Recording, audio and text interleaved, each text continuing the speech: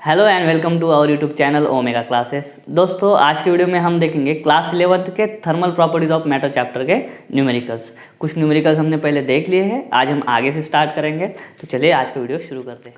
तो दोस्तों आज का वीडियो शुरू करूँ उससे पहले मैं आपको एक चीज़ के बारे में बताना चाहता हूँ, वो है अनअकैडमी। ठीक है, इसके पहले भी मैंने आपको अनअकैडमी के बारे में बताया है। तो अनअकैडमी क्या है कि इंडियाज़ लार्जेस्ट लर्निंग प्लेटफॉर्म है। इसका सब्सक्रिप्शन जब आप लेते हो तो आपको बहुत सारे बेनिफिट्स होते हैं। पहला जो है बेनिफिट वो है कि आप अनअकैडमी पे आपके मन चाहे लैंग्वेज में सब्जेक्ट सीख सकते हो। सारे सब्जेक्ट्स आपको आपके मन चाहे लैंग्वेज में समझा दिया जाएगा, चाहे वो हिंदी हो, मराठी हो या फिर इंग्लिश में हो। ठीक है, उसके बाद में आपको बहुत सारे जो टॉप 50+ जो एजुकेटर्स है, 50 से भी ज़्यादा, वो क्या करेंगे, आपको यहाँ पे पढ़ाने वाले हैं। अच्छे अच्छे लोग हैं यहाँ पे पढ़ाने वाले।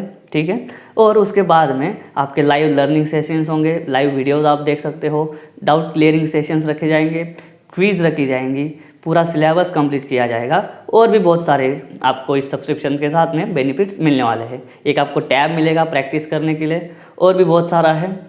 आप अपना टाइमिंग चुन सकते हो, किस टाइम पे आप लोग पढ़ना है।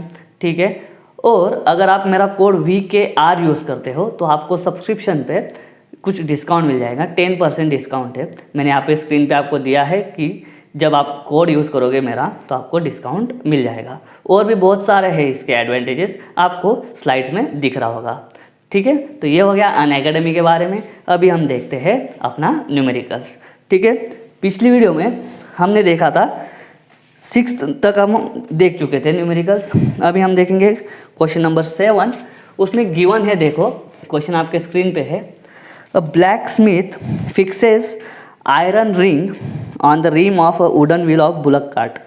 एक बैलगाड़ी है, उसका जो चक्का है वो लकड़े का है और उसके ऊपर जो हमारा आयरन का क्या लगा देते हैं, रिम लगा देते हैं, ताकि वो जो व्हील है वो ज़्यादा घिसे ना। ठीक है, the diameter of the wooden rim and the iron ring. देखो वुडन रिम का जो डायमीटर है, वुडन रिंग का डायमीटर दे के रखा है, वो है 1.5 मीटर। डायमीटर है 1.5 मीटर।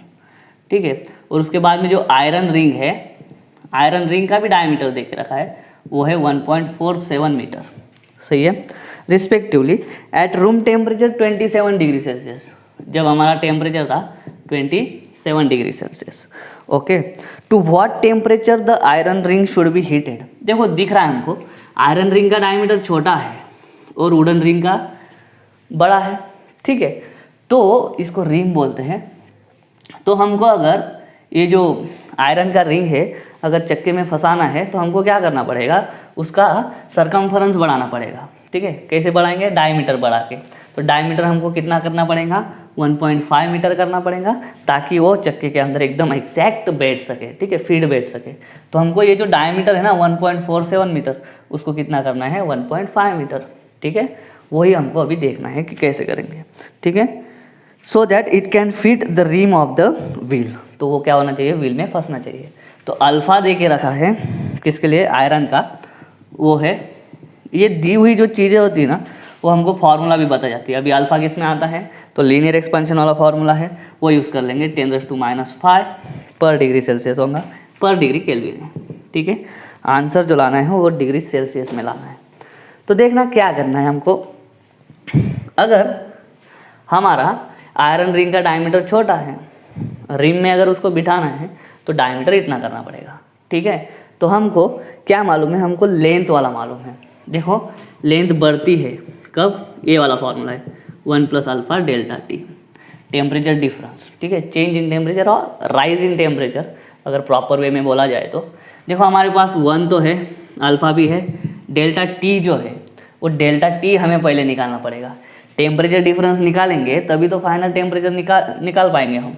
पहला तो है अपने पास T0 है 27 डिग्री सेल्सियस। LT है क्या, तो LT भी है। LT पहला क्या होगा, क्या होगा ये हमारा सरकमफरेंस। लेंथ मतलब क्या होता है, चक्के का क्या बनेगा, सरकमफरेंस। कब, आफ्टर हीटिंग। आफ्टर हीटिंग हमको सरकमफरेंस कितना बनाना है, हमको सरकमफरेंस इसके जितना बनाना है। ठीक है, इसको डी वुड बोल देते, इसको DI बोल देते। πdw जितना बनाना है हमको सरकमफरेंस। सरकमफरेंस का फॉर्मूला होता है 2πr। ठीक है, 2 और r की जगह मैं क्या लिख दूँ, डायमीटर लिख दूँ, क्योंकि 2r क्या होता है, डायमीटर। ठीक है, तो फाइनल लेंथ हमको कितनी चाहिए, पाई डी डब्ल्यू जितनी चाहिए डायमीटर ऑफ वुडन रिंग है कितनी फिलहाल इतनी पाई डी आई जितनी, सही है। पूरे चक्के की लेंथ, सर्कल का लेंथ क्या होता है, सर्कल का लेंथ मतलब सरकमफेरेंस, ठीक है। 1 प्लस अल्फा की value 1.2 into 10⁻⁵ into delta T जो है, डेल्टा टी कितना आएगा T-27, क्योंकि पहला टेम्परेचर मालूम है, फाइनल टेम्परेचर ही हमको निकालना है। तो देखो क्या हो जाएगा, पाई पाई तो दोनों साइड का कैंसिल हो जाएगा, डी डब्ल्यू कितना है 1.5 is equal to D I कितना है 1.47 into 1 plus 1.2 into 10⁻⁵ into T-27। चलो अभी हम क्या करते हैं ना, ये इधर मल्टीप्लाई को है इधर डिवाइड को लेके आते हैं, तो ये हो जाएगा 1.5 अपॉन 1.47 इज इक्वल टू ये हो जाएगा 1 प्लस 1.2 इंटू 10⁻⁵ T-27, सही है। तो अभी ये देखो आपको क्या करना है, 1.5 अपॉन 1.47 जो है ना, ये 1 अपॉन 1.47 1.5 के साथ में मल्टीप्लाई को है, तो हमें क्या करना है 1.47 का रेसिप्रोकल निकाल लेते हैं और उस रेसिप्रोकल से 1.5 को मल्टीप्लाई कर देंगे। अभी रेसिप्रोकल कैसे निकालेंगे 1.47 का, वो मैंने रेसिप्रोकल कैसे निकालते हैं लॉग बुक यूज़ करके वो वाला एक वीडियो बनाया है, उसका लिंक मैं डिस्क्रिप्शन में दे देता हूँ। फिलहाल मैं डायरेक्ट 1.5 अपॉन 1.47 जो है उसका आंसर लिख देता हूँ 1.0204, सही है, इज इक्वल टू इधर आ जाएगा 1 प्लस 1.2 इंटू 10⁻⁵ T-27। अभी देखना क्या है, ये प्लस है इधर 1, इधर आके क्या हो जाएगा माइनस, तो इस नंबर में से 1 गया तो क्या हो जाएगा 0.0204 इज इक्वल टू यहाँ पे हो जाएगा 1.2 इंटू 10⁻⁵ T-27। अभी क्या है इस ब्रैकेट के साथ में ये वाला जो नंबर है ये मल्टीप्लाई को है, इधर आएगा तो क्या हो जाएगा डिवाइड हो जाएगा, तो मैं क्या करता हूँ इसको इधर डिवाइड को लेके आता हूँ, तो देखो क्या हो जाएगा 0.0204 upon 1.2 into 10⁻⁵ is equal to T minus क्या लिख देंगे अपन 27, सही है। अभी मैं क्या करता हूँ ना इस पावर को ऊपर लेके जाता हूँ, ये पावर को जैसे ऊपर लेके जाऊँगा देखो क्या हो जाएगा, देयरफॉर 204 में पहले इसको लिख देता हूँ, क्या लिखता हूँ 1 2 3 4 और ये हो जाएगा 10⁻1 अपॉन 1.2 T-27। अभी ये कैसे हुआ 10⁻1 मैं बताता हूँ। अगर मैं 1 2 3 4 घर आगे आ जाता हूँ, तो अगर ये जो पॉइंट है मैं आगे लेके आता हूँ तो मुझे 10⁻⁴ से मल्टीप्लाई करना पड़ेगा, तो 204 इंटू 10⁻⁴ होगा, लेकिन ये 10⁻⁵ जब ऊपर जाएगा तो प्लस हो जाएगा, तो +5 -4 को कट करके 1 बचा लेगा, तो इतना बचेगा। तो अभी हम क्या करते हैं 2040 upon 1.2 is equal to T-27, सही है। अभी ये जो है आपको क्या करना है डिवाइड करना है, उसका आंसर आएगा divided by 1.2 is equal to 1700, पूरा डिवाइड हम कर सकते हैं इसको, ठीक है, is equal to T-27। Therefore T क्या आ जाएगा, T आ जाएगा ये 27 इधर प्लस कर दो, 1700 प्लस 27 हो जाएगा 7 डिग्री सेल्सियस। तो ये है आपका फाइनल आंसर, ठीक है। तो ऐसे तरह के जो न्यूमेरिकल्स है जिसमें इस तरह के फॉर्मूलेज यूज़ होंगे ना, उसमें डेसिमल के बाद ज़्यादा डिजिट तक जाना, ठीक है, तो एक्यूरेट आंसर आता है। उम्मीद करता हूँ ये समझ में आ गया होगा। ये था हमारा 7th। अभी करते हैं 8th क्वेश्चन। चलिए दोस्तों 8th क्वेश्चन करते हैं। देखो question is in a random temperature scale x. देखो टेम्परेचर स्केल 3 मालूम है हमको, एक है डिग्री सेल्सियस, एक है फ़ारेनहाइट और एक है केल्विन, लेकिन ये कुछ अलग ही है, ये है एक्स, ठीक है। Water boils at 200 degree celsius, इसका मतलब समझ लो। अभी हमारा जो वाटर है वो 100 डिग्री सेल्सियस पे बॉयल होता है, ठीक है, यहाँ पे मैं लिखता हूँ डिग्री सेल्सियस वाला, और उसका जो है उस स्केल पे कितना दिखाएगा, तब दिखाएगा वो 200 डिग्री एक्स दिखाएगा, ठीक है। वाटर बॉइल्स एट हमारा 100 डिग्री सेल्सियस पे, लेकिन उसका किस पे हो रहा है 200 डिग्री एक्स पे, एक्स मालूम नहीं क्या है, ठीक है। And freezes at 20 degree X, हमारा जो है 0 डिग्री सेल्सियस पे वाटर फ्रीज होता है, लेकिन इसका कहाँ पे फ्रीज हो रहा है, यहाँ इसका फ्रीज होता 20x पे, सही है। तो हमको पूछा है find the boiling point of a liquid if this liquid boils at 62 degree Celsius.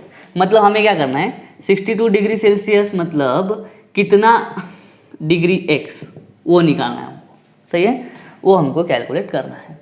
तो इसको स्टेप बाय स्टेप करेंगे हम, ठीक है। तो देखो इस पे जाते हैं, 0 किसके इक्विवेलेंट है, 20 के, 100 कितने किसके इक्विवेलेंट है, 200 के। 0 से 100 के बीच में हमारे कितने होंगे फिर डिविजन्स, हमारे होते हैं 100, इसके कितने होंगे 180, 20 से 200।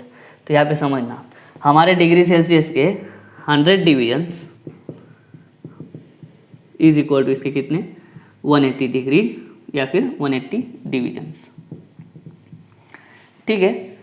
तो इसका 1 डिवीजन, इसका 1 डिवीजन, तो इसके कितने हो जाएंगे 180/100।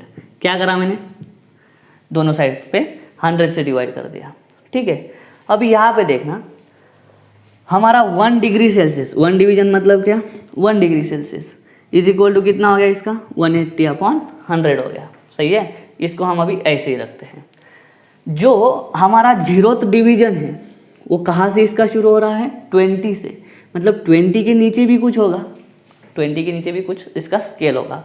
तो देखो हमें ध्यान से करना है, पहले हम क्या करते हैं 62 डिग्री सेल्सियस का इक्विवेलेंट निकाल लेते हैं, ठीक है, और उसमें फिर हमें 20 ऐड करना पड़ेगा, ठीक है। तो अभी देखते हैं, देखो तो यहाँ पे 62 डिग्री सेल्सियस का मतलब क्या है, 180/100 इंटू 62 हमें क्या करना पड़ेगा, 62 हमें मल्टीप्लाई करना पड़ेगा। तो मल्टीप्लाई करा तो ये 0 0 कट हो जाएगा, तो 18 इंटू 62 करेंगे और अपॉन क्या करेंगे, अपॉन हम करेंगे 10। तो 18 इंटू 62 जो है उसका आंसर आएगा 1116 अपॉन ये हो जाएगा 10, तो ये हो जाएगा 1111.6, ठीक है। तो ये 1111.6 जो है ये हमको क्या मिला 62 डिग्री सेल्सियस का इक्विवेलेंट। लेकिन अभी वो बोल रहे हैं कि जो वाटर है वो उसका बॉइलिंग पॉइंट जो लिक्विड है उसका 62 डिग्री सेल्सियस पे होता है। अभी यहाँ पे ठीक से देखना, यहाँ पे हमारी टेम्परेचर स्केल 0 से चालू हुई और 62 पे गई, सही है। तो इसकी जब टेम्परेचर स्केल चालू होगी ना तो वो 20 से शुरू होगा और कहाँ पे जाएगा, 20 से शुरू होके ये जो मैंने आंसर लाया 1111.6 पे जाएगा, सही है। तो इसका स्टार्टिंग जो है ये 62 डिवीजन के इक्वल है, यहाँ से इतना जो है ना वो 62 डिविजन्स के इक्वल है। तो यहाँ से इतने हमको क्या करने हैं, हमारे 62 डिविजन्स यहाँ से इधर, मतलब ये कितना हो जाएगा, यहाँ पे हमको इतना डिवीजन करना है, सॉरी ये जो है ना ये 0 से लेके हमको कितना गए हम 62 डिवीजन इतना गए, तो हमको इधर 20 से कितना डिवीजन ऊपर जाना पड़ेगा 1111.6 इतना ऊपर जाना पड़ेगा, सही है। तो यहाँ से 62 डिवीजन गए मतलब ऊपर 62 डिग्री सेल्सियस मिलेगा, लेकिन यहाँ से 20 से ऊपर गए तो कितना मिलेगा फाइनल टेम्परेचर, तो वो फाइनल टेम्परेचर हमें लेना है is equal to boiling point हमें निकालना है फाइनल, वो हो जाएगा। यहाँ पे मैं फिर से क्या करता हूँ, यहाँ पे मैं फिर से ना डिवीजन ही लिखता हूँ, ठीक है। तो बॉइलिंग पॉइंट मिल जाएगा 1111.6, लेकिन उधर का 0 किसके करस्पॉन्डिंग है 20 का, तो ये आ जाएगा फाइनल आंसर 131.6 डिग्री एक्स, ठीक है। मालूम नहीं स्केल कौन सा है, तो इस तरह से इसको धीरे धीरे करना था। अच्छा क्वेश्चन था, उम्मीद करता हूँ समझ में आ गया होगा। चलिए दोस्तों क्वेश्चन नंबर 9 करते हैं। दिया है a gas at 90 degree celsius is cooled until both its pressure and volume are half, ठीक है। मान लो पहला प्रेशर है P1, नेक्स्ट प्रेशर और वॉल्यूम है V1, और गैस का जो टेम्परेचर था स्टार्टिंग वाला जब T1 कितना था 900 डिग्री सेल्सियस, सही है। वो बोला है कि इस कूल्ड मतलब उसका टेम्परेचर कूल कर दिया हमने, कम कर दिया, pressure and volume are half. T2 कितना होगा जब हमारा P2 होगा P1 से आधा और V2 होगा V1 से आधा, pressure and volume are half, ठीक है ऐसा। तो हमें क्या करना पड़ेगा, बस इतना ही दिया है। देखो हमारे पास इक्वेशन है ideal gas equation, PV is equal to RT, actually NRT होती है लेकिन यहाँ पे मान लेते हैं कि 1 मोल ऑफ गैस है, ठीक है। तो P1 V1 is equal to RT1 लिखूंगा मैं, सही है, R तो यूनिवर्सल कांस्टेंट है। P2 V2 लिखूंगा RT2, सही है। चलिए वैल्यू डाल देते हैं, फिर डिवाइड कर देते हैं, किससे किसको करेंगे, तो किससे भी किसको कर दो चलेगा। इसको इक्वेशन फर्स्ट बोल देंगे, इसको सेकंड, चलो डिवाइड फर्स्ट बाय सेकंड करते हैं। अभी यहाँ पे एक बात ध्यान रखना, ये जो T है ना इसको एक्चुअली बोलते हैं एब्सोल्यूट टेम्परेचर, इसको बोलते हैं हम एब्सोल्यूट टेम्परेचर। और एब्सोल्यूट टेम्परेचर हमेशा डिग्री केल्विन में गिना जाता है। तो ये जो डिग्री सेल्सियस है ना, मैं इसको डिग्री केल्विन में लिख दूँ, 900 प्लस 273.15 डिग्री केल्विन। तो इसको पहले हम ऐड कर देते हैं, कितना हो जाएगा 273.15 प्लस 900, ठीक है 900 कितना हो जाएगा 1537, ठीक है 1173.15। तो ये जो T1 है ना वो है 1173.15 केल्विन। ये हमेशा ध्यान में रखना। ये जो आइडियल गैस इक्वेशन है इसमें कौन सा जो टेम्परेचर लिखते हैं ना वो एब्सोल्यूट टेम्परेचर लिखते हैं, और एब्सोल्यूट टेम्परेचर किस में बोलते हैं, केल्विन में, ठीक है। तो चलिए यहाँ पे देखते हैं अभी P1V1 upon P2V2 is equal to T1 upon T2। तो P1V1 as it is P2 की जगह पे डाल दो P1 अपॉन 2, ये हो गया V1 अपॉन 2, ये वैल्यू डाल दी मैंने। T1 है हमारा 1173.15 upon T2, cut cut cut cut हो जाएंगे, ये 2 × 2 4 हो जाएगा, ऊपर आ जाएगा, therefore 4 is equal to 1173.15 upon T2। अभी क्या करना है, T2 is equal to 1173.15 upon 4। तो दोस्तों अभी हमें क्या करना है, 1173.15 को 4 से डिवाइड करना है। तो उसको जब डिवाइड करेंगे हम तो आंसर आएगा हमारा 293.28 डिग्री केल्विन, ठीक है। इसलिए जो आंसर भी दिया है ना वो आंसर किस में दिया है, डिग्री केल्विन में, और डिग्री केल्विन में ही आंसर लिखना है इसका, क्योंकि जो टेम्परेचर है ना यहाँ पे वो है absolute temperature. Absolute temperature kelvin में बोलते हैं। उम्मीद करता हूँ समझ में आ गया। ये दोस्तों 10th नंबर का क्वेश्चन करते हैं। Question is an aluminum rod and an iron rod show 1.5 meter difference in their lengths when heated at all temperature। इसका मतलब समझ लो, दो रॉड है, एक एल्यूमिनियम का रॉड है, ठीक है, और एक दूसरा है आयरन का रॉड। उनके लेंथ के डिफरेंस को आप किसी भी टेम्परेचर पे मेजर करो, कोई भी टेम्परेचर हो, ठीक है, तो उनके बीच का जो टेम्परेचर डिफरेंस, दोनों रॉड एक ही टेम्परेचर में होना चाहिए, ठीक है। दोनों रॉड को अगर हम किसी भी एक टेम्परेचर पे रखेंगे तो उनका लेंथ का जो डिफरेंस मिलेगा वो हमेशा कितना मिलेगा, 1.5 मिलेगा, सही है। What are their lengths at 0 degree celsius if coefficient of linear expansion for aluminium is 24.5, सही है। तो देखना हमारा अल्फा फॉर एल्यूमिनियम दिया है which is 24.5 into 10⁻⁻⁶ degree Celsius, पर डिग्री सेल्सियस होगा, सही है, पर डिग्री सेल्सियस। और अल्फ़ा आयरन दिया है वो है 11.9 इंटू 10⁻⁻⁶ पर डिग्री सेल्सियस, सही है। तो हमको क्या करना है, दोनों का लेंथ निकालना है। What are their lengths at 0 degree celsius, 0 degree celsius पे लेंथ निकालना है। मतलब एल्यूमिनियम का लेंथ 0 डिग्री सेल्सियस पे कितना होगा और आयरन का लेंथ 0 डिग्री सेल्सियस पे कितना होगा, दोनों का कोएफिशिएंट हमको दे के रखा है। तो चलिए दोस्तों अभी हम करते हैं इसको, स्टेप बाय स्टेप करना होगा। देखो हमको एक यहाँ पे देखो सब लेंथ दिख रहा है, तो लेंथ वाला इक्वेशन तो यूज़ करना ही है। पहले एल्यूमिनियम के लिए चलते हैं। एल्यूमिनियम में क्या होगा, देखो फाइनल लेंथ जो है एल्यूमिनियम की वो होगी इनिशियल लेंथ मतलब LA0 1 plus alpha delta T, सही है। टेम्परेचर डिफरेंस वगैरह भी उन्होंने नहीं दिया है, ठीक है। और अल्फ़ा आयरन जो है वो है फाइनल लेंथ जो होगी आयरन की वो होगी इनिशियल लेंथ इंटू 1 प्लस ये है एल्यूमिनियम का और ये है आयरन का डेल्टा T। अभी हमें क्या करना है, अभी हमको देखना है कि लेंथ एल्यूमिनियम और इसका हमको डिफरेंस दे के रखा है। तो सबसे पहले हम क्या करते हैं ना, ये जो है लास्ट एल्यूमिनियम का लेंथ माइनस पहले वाला एल्यूमिनियम का लेंथ लिखने से पहले मैं इसको अंदर मल्टीप्लाई कर देता हूँ। Initial length plus LA0 into alpha aluminium delta T, थोड़ा ज़्यादा लिखा नहीं इसमें, ठीक है। अब क्या करेंगे, इसको इधर लेके आता हूँ मैं। लेंथ एल्यूमिनियम का फाइनल माइनस लेंथ एल्यूमिनियम का initial is equal to length aluminium का initial into alpha aluminium delta T. सही है। तो अभी हम क्या करते हैं, इसी तरह का इक्वेशन हम आयरन के लिए लिखेंगे। क्या हो जाएगा, अल्फा फाइनल लेंथ आई माइनस इनिशियल लेंथ होगी आयरन की इज इक्वल टू, अभी ऐसा ही लिख देता हूँ मैं, आयरन का initial length into alpha iron into delta T. अभी इस बात को समझ के चलो, जो चेंज आ रहा है या फिर जितना चेंज आ रहा है किसके किसके बीच का, इसके बीच का चेंज इन एल्यूमिनियम का लेंथ और यहाँ पे है चेंज इन आयरन का लेंथ, ये दोनों चेंजेस सेम होंगे जब तक टेम्परेचर डिफरेंस सेम है।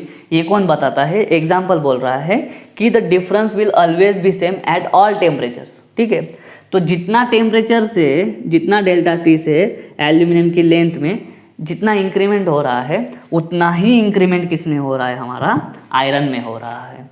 ठीक है, ये उन्होंने बोल के रखा है। तो ये जो इधर का LHS है ना, वो क्या है, इक्वल है। तो हम क्या कर सकते हैं, RHS को भी इक्वल कर देते हैं।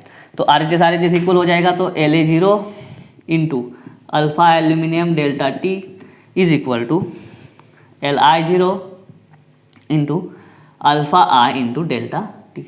ये समझ में आना चाहिए कि LHS इक्वल क्यों है, क्योंकि temperature difference is always same. तो जितने से एल्यूमिनियम इंक्रीज होगा तो टेम्परेचर डिफरेंस इन दोनों का सेम करने के लिए उसको भी इतना ही इंक्रीज होना पड़ेगा। ठीक है, तो यहाँ से देखो डेल्टा टी कट हो जाएगा।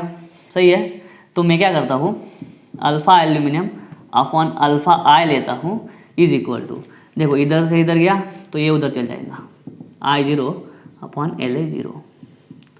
अभी क्या करते हैं, अल्फा एल्यूमिनियम और अल्फा आयरन हमको दे के रखा है, ये रहा। ठीक है, तो 24.5 into 10⁻⁻6 upon 11.9 into 10⁻⁻6 is equal to Li0 upon La0।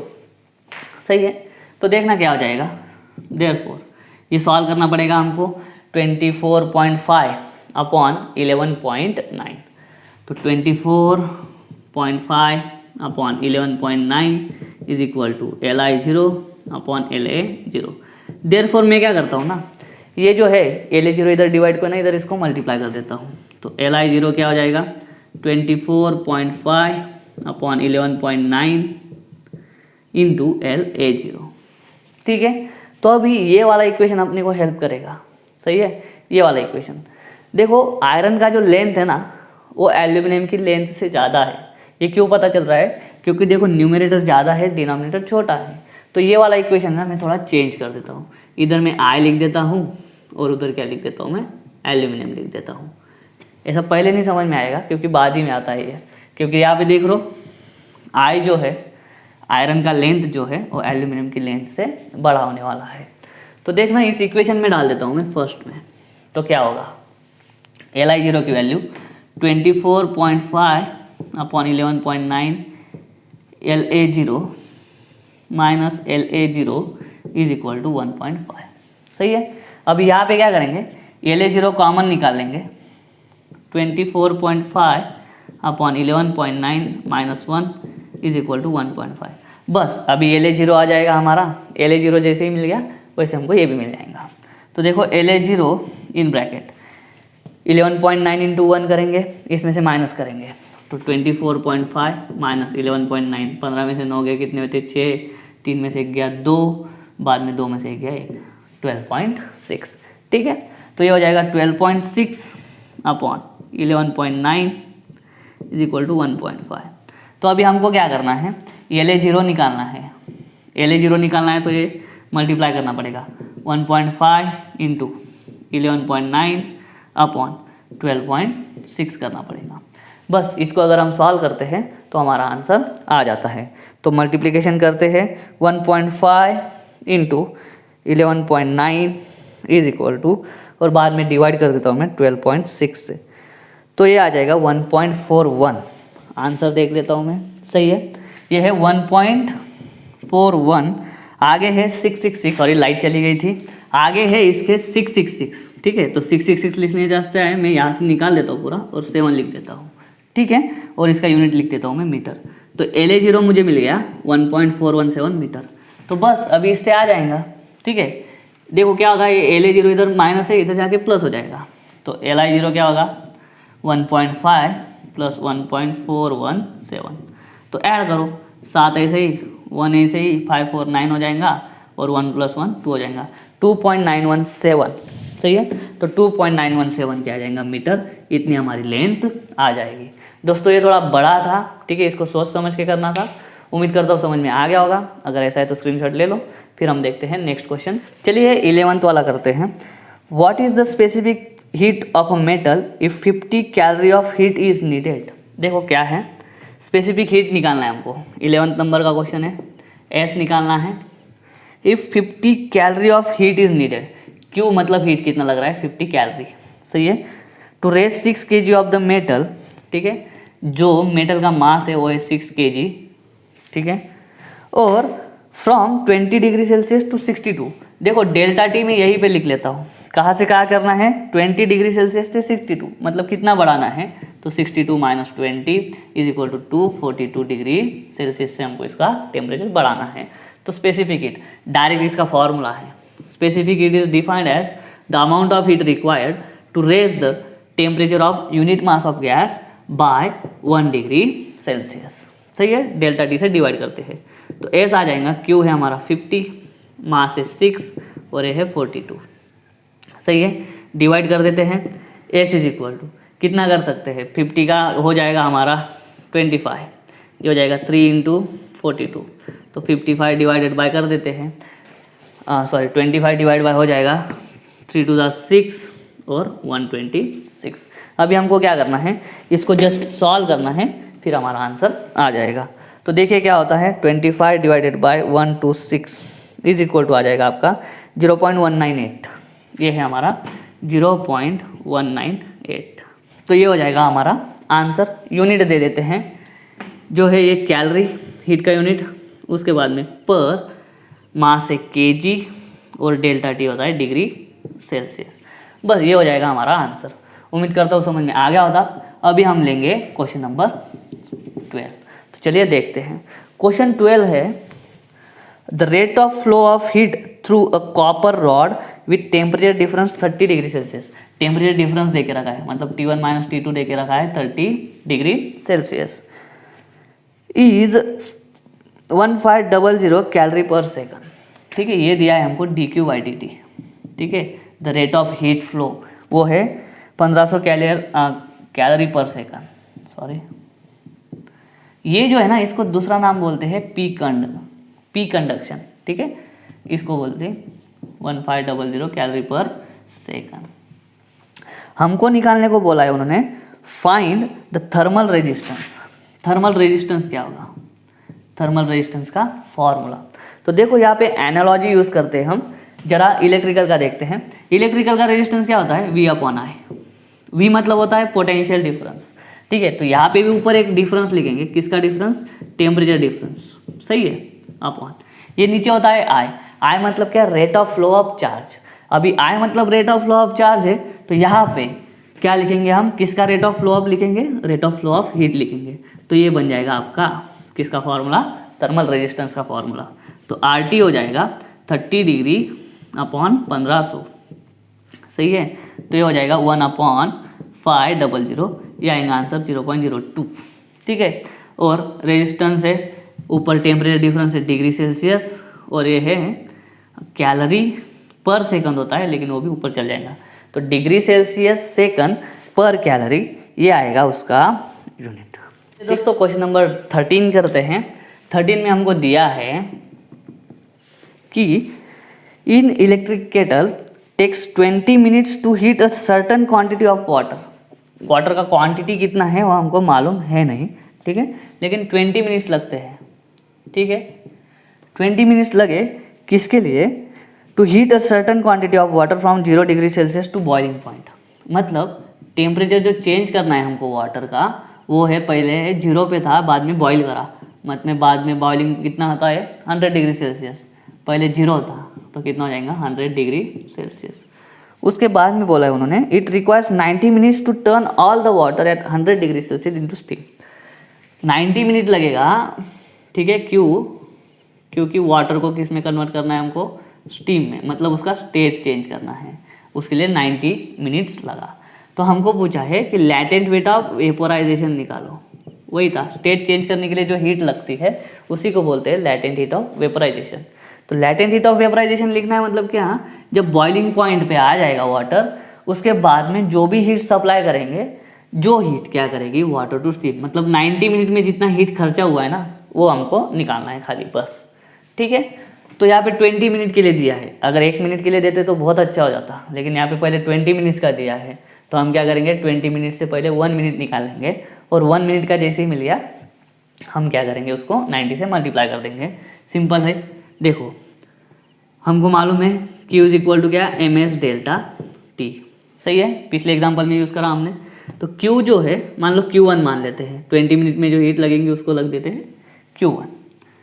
मास मालूम नहीं, स्पेसिफिक हीट जो है वो वाटर का देना, हाँ ओके दे के रखा है 1 कैलोरी पर ग्राम, 1 कैलोरी पर ग्राम, ठीक है, डिग्री सेल्सियस। तो ये रख दूंगा मैं 1 कैलोरी पर ग्राम डिग्री सेल्सियस। तो देखना और बाद में डेल्टा टी है, इसको मल्टीप्लाई कर देता हूँ। डेल्टा टी कितना है आपका 100, सही। तो Q1 is equal to 100 into क्या हो जाएगा M हो जाएगा। ये कितने मिनट के लिए है, ये है 20 मिनट के लिए, क्योंकि चेंज जो लाया है 100 डिग्री सेल्सियस का वो कब आया है 20 मिनट में है। तो 1 मिनट में कितनी हीट लगेगी, तो 1 मिनट में Q1 अपॉन क्या करना पड़ेगा 20, यूनिटी मेथड है एक टाइप से, ठीक है, is equal to 100 upon 20 into M हो जाएगा, ये हो जाएगा 5M। तो 1 मिनट में कितनी हीट लगी हमको, 1 मिनट में लगी 5 इंटू M हीट, सही है। अभी हमको क्या करना है, 1 मिनट का तो हो गया, तो 90 मिनट में कितना चलेगा, तो क्या करेंगे अपन इसको 90 से मल्टीप्लाई कर देंगे, 90 इंटू 5M, तो कितना हो जाएगा 450M, 450M हो जाएगा। और वही आंसर है कैलोरी पर ग्राम। तो हमको मास कितना लेना होगा, हम इसका क्या करेंगे, मास जो सर्टन क्वांटिटी बोला है वो मास को हम लिख देते हैं M ही रहने देते हैं, सही है। तो अभी देखना ये मास कैंसिल कैसे होगा, ठीक है। तो लैटेंट हीट जो है उसका प्रॉपर डेफिनेशन समझ लो। लैटेंट हीट होता है यूनिट मास के लिए हीट, यूनिट मास के लिए जो हीट लगता है कि किसको, जो वाटर है यूनिट मास वाला, वो जो लिक्विड स्टेट से वेपर स्टेट में जाने के लिए जितना हीट खर्चा करेगा उसको बोलते हैं हम लैटेंट हीट ऑफ वेपराइजेशन। अब यहाँ पे मास मालूम नहीं है, तो पूरा लैटेंट हीट जो है, अगर एक यूनिट मास के लिए L इतना हीट लगता है, तो M इतने मास के लिए कितना हीट लगेगा M इंटू L, सही है। तो ये कंसेप्ट यूज़ करना है। तो M इंटू L इतना हीट लगता है जो इक्वल है हमारा 450 इंटू M। तो M क्या कट हो जाएगा, तो L इज इक्वल टू कितना जाएगा 450 कैलोरी, ठीक है। लैटेंट हीट का यूनिट भी होता है और वहाँ पे भी यूनिट मास वगैरह आता है ना, तो 450 कैलोरी पर ग्राम हो जाएगा इसका आंसर। बहुत ही सिंपल था, यूनिटी मेथड यूज़ करनी थी। चलिए दोस्तों क्वेश्चन नंबर 14 करते हैं। Find temperature difference between 2 sides of a steel plate 4 centimetre thick. देखो एक कंडक्शन पे डिपेंड है, ठीक है। 14th वाला प्रॉब्लम है, एक्स दे के रखा है 4 centimetre, 4 into 10⁻² metre, okay. When heat is transmitted through the plate at a rate 400 kilo calorie पर मिनट। देखो हीट का ट्रांसफ़र का रेट दिया है, इट इज़ 400 किलो कैलोरी पर मिनट। तो इसको कैलोरीज पर सेकंड में कर लेते हैं, ठीक है। कैलोरी पर सेकंड में करेंगे ना तो अच्छा रहेगा। देखो 400 किलो कैलोरी मतलब 10⁻³ कैलोरी अपॉन पर मिनट मतलब 60 सेकंड। तो बस इसको सॉल्व कर लेते हैं, ठीक है। कितना आ जाएगा 4 इंटू 10⁵ अपॉन 60 कैलोरी पर सेकंड। इसको और अच्छे से लिख लेते हैं 4/6 इंटू 10⁴ कैलोरी पर सेकंड, और ढंग से लिख लेते हैं 2/3 इंटू 10⁴ कैलोरी पर सेकंड। ये हमारा dQ/dt। बाद में प्रॉब्लम नहीं आना चाहिए। Per square metre at steady state, चलिए रहने दो, ठीक है। थर्मल कंडक्टिविटी ऑफ स्टील मतलब K दे के रखा है, K इज 0.026 यूनिट है उसका kilo calorie per metre second kelvin, kilo calorie per metre second kelvin. अभी किलो कैलोरी है तो इसको कैलोरी में कर लेते हैं। देखो ढंग से 26 कैलोरी पर मीटर ऐसा हो जाएगा। कैसे? क्योंकि ये जो किलो कैलोरी है, ठीक है, इसको मैंने क्या किया कैलोरी में, तो 10⁻³ से मल्टीप्लाई कर दिया तो 1 2 और 3 हो जाएगा। सही है, तो 26 हो जाएगा। अभी हमको क्या मालूम है, टेम्परेचर डिफरेंस निकालना है। तो ये फॉर्मूला है हमारे पास, Q = K, amount of heat transferred is directly proportional to, तो डायरेक्टली प्रोपोर्शनल का साइन हटा के इक्वल टू और कांस्टेंट लगा देंगे, एरिया, टेम्परेचर डिफरेंस, बाद में टाइम, और इन्वर्सली प्रोपोर्शनल टू x होता है। तो ये T नीचे लेके आता हूँ मैं इधर, तो KA T1 - T2 upon x। हमको निकालना है टेम्परेचर डिफरेंस, तो T1 - T2 क्या हो जाएगा, T1 - T2 विल बी, ये Q/T रहेगा, x ऊपर मल्टीप्लाई को चला जाएगा, नीचे ये K और A डिवाइड को आ जाएंगे। चलो वैल्यू डाल दो। Q/T दे के रखा है, कितना है ये वाला, ठीक है, 2/3 × 10⁻⁴। सही है, अच्छे से लिखता हूँ, 2/3 × 10⁻⁴, ये हो गया। x दे के रखा है, x लिखो 4 × 10⁻²। सही है, उसके बाद में k कितना है, k है हमारा 26, और एरिया लिखने की ज़रूरत है नहीं, क्योंकि न्यूमेरिकल में देखो जब वो स्पेसिफाई किया है रेट जो है 400 किलो कैलोरी का, वो पर स्क्वायर मीटर भी लिखा है, ठीक है, तो एरिया 1 है। तो इसको सॉल्व करते हैं, क्या हो जाएगा, 8 × 10⁻² अपॉन 3 × 26, तो 800 डिवाइडेड बाय हो जाएगा 78, तो 800 डिवाइडेड बाय 70 करोगे तो 78 करोगे तो 10.26 आएगा। ये है टेम्परेचर डिफरेंस। इसको डिग्री सेल्सियस में लिख लेते हैं, ठीक है, तो ये आ जाएगा हमारा आंसर। चलिए 15 करते हैं। A metal sphere cools from 80 degree Celsius to 60 degree Celsius in 6 minutes. 80 degree Celsius to 60 degree Celsius, और उसके लिए टाइम कितना लगता है, उसके लिए टाइम लगता है 6 मिनट। देखो ये न्यूटन्स लॉ ऑफ कूलिंग पे बेस्ड है। सही है, how much time will it take to cool from 60 degree Celsius to 40। अभी 60 degree Celsius to 40 degree Celsius होने तक उसको टाइम कितना लगेगा वो निकालना है। इफ़ द रूम टेम्परेचर मतलब सराउंडिंग का टेम्परेचर, जिसको डिनोट करेंगे हम T0 से, वो दे के रखा है उन्होंने 30 डिग्री सेल्सियस। तो दोस्तों यहाँ पे थोड़ा Newton's law of cooling use करना है। न्यूटन लॉ ऑफ कूलिंग बोलता है कि rate of decrement of temperature is directly proportional to T - T0। सही है, एट दैट इंस्टेंट। तो इस फॉर्मूला को ढंग से रिलेट करेंगे हम। T0 है 30 डिग्री सेल्सियस, लेकिन T डालेंगे किसको, ठीक है, तो ये जो T करते हैं ना, अगर 2 टेम्परेचर में दिया है हमको, रेंज में टेम्परेचर दिया है, तो न्यूटन लॉ यूज़ करते समय एक खबरदारी रखना, ये जो T आएगा, T will be T1 + T2 upon 2, दोनों का मीन निकाल लेना। तो 80 + 60 हो जाएगा 140, 140 अपॉन 2 करो, कितना आएगा 70 डिग्री। तो पहले के लिए 70 लेंगे, और इसके लिए कितना लेंगे, इसके लिए T लेंगे हम 50 डिग्री सेल्सियस। 50 डिग्री सेल्सियस कैसे, इन दोनों का सम करो और डिवाइड कर दो, बस हो जाएगा। तो पहले के लिए यूज़ करते हैं, फर्स्ट पहला केस जो है उसके लिए dt upon T is equal to K × T - T0। dt upon T दे के रखा है क्या, तो dt अपॉन T दे के रखा है rate of change of temperature per unit time, ठीक है। तो चेंज टेम्परेचर कितने से हुआ है, 80 to 60 हुआ है, मतलब 20 से चेंज हुआ है। उसके लिए कितना मिनट लगा, 6 मिनट लगा, ठीक है। टाइम भी आगे मिनट में ही पूछा है हमको, तो रहने देते हैं मिनट में उसको, इज इक्वल टू K × अभी T क्या लेंगे पहले के लिए 70 माइनस T0 दे के रखा है 30, 20/6 रहने दो, 10/3 लिख देंगे इसको, K × ये हो जाएगा 40, ये हो जाएगा 40। सही है, तो K की वैल्यू देखो क्या आ जाएंगी, therefore K is equal to 40 भी नीचे आ जाएगा, 10/3 × 40 कट, तो K आ गया 1/12। सही है, अभी K की वैल्यू 1/12 ये सेकंड के लिए डाल देते हैं, ठीक है, सेकंड। तो सेकंड के लिए क्या होगा, dt कितना आया, 60 से 40 हुआ है, वो भी 20 ही है। उसके लिए टाइम कितना लगेगा, मान लो t सेकंड लगा। देखो टेम्परेचर चेंज कितने से हुआ है, 60 to 40 मतलब 20 से हुआ है, dt मतलब change in temperature, upon time कितना लगा मालूम नहीं, is equal to K already निकाल चुके 1/12, T - T0, T कितना है 50 माइनस T0 कितना है 30, बस आ जाएगा T का answer 20/T is equal to 1/12 into 20। देखो सीधा सीधा 20 cut, 1/t is equal to 1/12, तो t इज इक्वल टू कितना 12 मिनट आंसर आ जाएगा।